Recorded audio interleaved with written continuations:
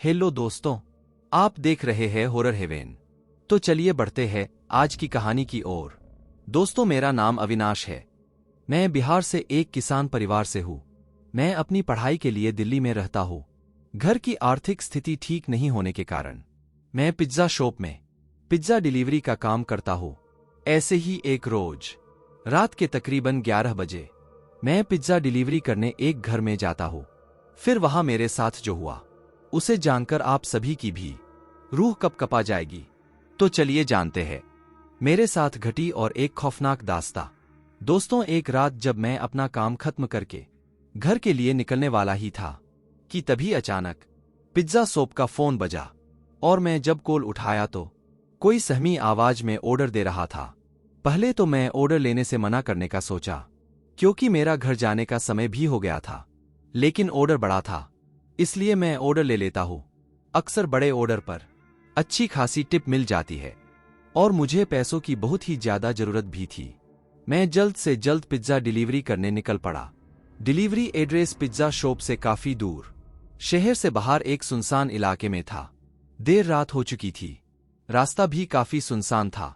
जिस रास्ते से मैं जा रहा था वह एक कच्ची सड़क थी। सड़क के किनारे पेड़ पौधे और झाड़ियां थी। रोड पर स्ट्रीट लाइट भी नहीं था, जिसके कारण पूरे सड़क पर घनघोर अंधेरा छाया हुआ था। सड़क बहुत ही ज्यादा डरावना भी लग रहा था। कुछ देर ड्राइव करने के बाद मैं डिलीवरी एड्रेस पर पहुंच गया जहां मुझे पिज्जा डिलीवरी करना था। मैं बहुत ही पुराना और अजीब दिखने वाला घर के सामने खड़ा था। जिस घर के सामने मैं खड़ा था वो घर शहर के आउटसाइड एरिया में था। उस घर की कोई भी लाइट नहीं जल रही थी। घर के आसपास सन्नाटा पसरा हुआ था। ऐसे लग रहा था मानो वह घर सदियों से बंद पड़ा है और उस घर में कोई रहता ही नहीं है। मैं उस घर को देखकर थोड़ा घबरा सा गया क्योंकि वह घर बहुत ही ज्यादा डरावना लग रहा था।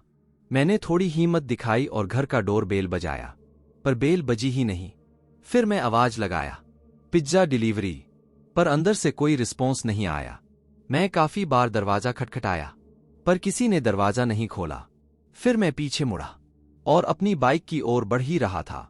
तभी अचानक दरवाजा के खुलने की आवाज आई। जब मैं उस दरवाजा के पास गया, दरवाजा हल्का सा खुला हुआ था। मुझे थोड़ा अजीब लगा। जब मैं उस घर के अंदर गया तो फिर मैंने जो देखा उसे देखकर किसी की भी रोंगटे खड़े हो जाएंगे। मैंने देखा कि घर में बहुत ही पुरानी सामान पूरे घर पर अस्त व्यस्त पड़े थे। ऐसे लग रहा था कि वो घर सदियों से बंद पड़ा हो। तभी अचानक रूम में लगे एक सोफे के पीछे से एक काली बिल्ली निकलती है और दूसरे रूम में चली जाती है। वो बिल्ली बहुत ही भयानक दिख रही थी, पर मैंने सोचा ये पालतू बिल्ली होगी। जिस रूम की तरफ बिल्ली गई मैं भी उसी रूम की तरफ बढ़ने लगा। उस रूम की लाइट हल्की हल्की सी जल रही थी और उस रूम में लगे सोफे पर दो छोटी बच्चियां बैठी हुई थी। वो दोनों वहां पर बैठे बैठे मुझे घूरे जा रही थी। फिर मैं उन्हें गुस्से से बोला, कब से दरवाजा खटखटा रहा हूं, कोई दरवाजा खोलता क्यों नहीं है? पर वो दोनों बच्चियां बिना कुछ बोले मुझे घूरे जा रही थी। फिर मैंने उनसे कहा, मैं पिज्जा डिलीवरी करने आया हूं, घर में कोई बड़ा है जिससे मैं पेमेंट ले सकूं? तभी अचानक उन दोनों बच्चियों के आंख सफेद पड़ गए और उनकी चुप्पी एक भयानक हंसी में बदल गई। यह सब देखकर मेरी दिल की धड़कनें बढ़ गई और डर के वजह से मेरे हाथ पैर भी कपकपा रहे थे।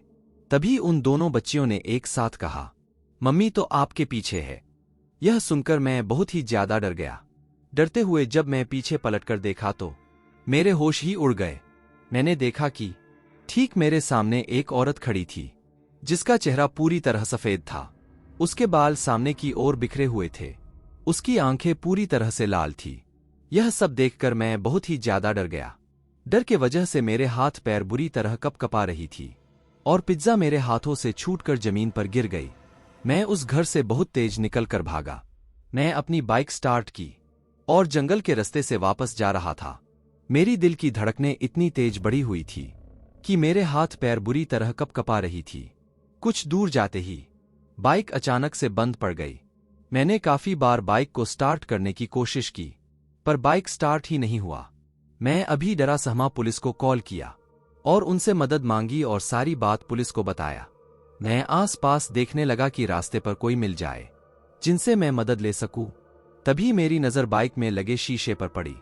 तो मैंने देखा कि वही औरत और 2 बच्चियां दिखाई दे रही थी और वो धीरे धीरे मेरी ओर बढ़ रहे थे।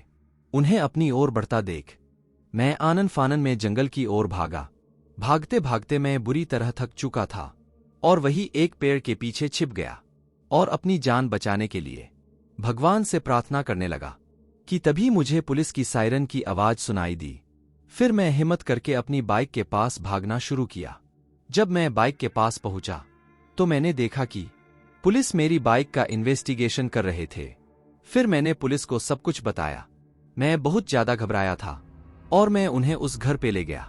जब उन्होंने उस घर की तलाशी ली तो उन्हें वहां कुछ नहीं दिखा सिवाय काली बिल्ली के। इसके बाद पुलिस वालों ने मुझे अपना घर छोड़ दिए। अगली सुबह जब मैं काम पर गया तो वहां काम करने वाले ने मुझे बताया, कल रात जिस घर पर तुम डिलीवरी करने गए थे वो घर 2-3 साल से बंद पड़ा है। आज से 2 साल पहले उस घर में 2 बच्चियां और उनकी मां की हत्या कर दी गई थी। तब से लोग कहते हैं कि उनकी आत्मा वही आसपास भटकते रहती है। दोस्तों, यह सब जानकर तो मैं बहुत ही ज्यादा घबरा गया, लेकिन मुझे आज तक एक बात समझ में नहीं आई कि उस रात पिज्जा शॉप पर कॉल कौन किया था। तो दोस्तों, आज की कहानी बस इतना ही। अगर वीडियो पसंद आया हो तो वीडियो को लाइक, शेयर, कमेंट जरूर करें और साथ ही चैनल पर नए हैं तो चैनल को जरूर सब्सक्राइब करें। जल्द ही मिलते हैं ऐसे ही और एक वीडियो के साथ। तब तक के लिए bye bye and take care.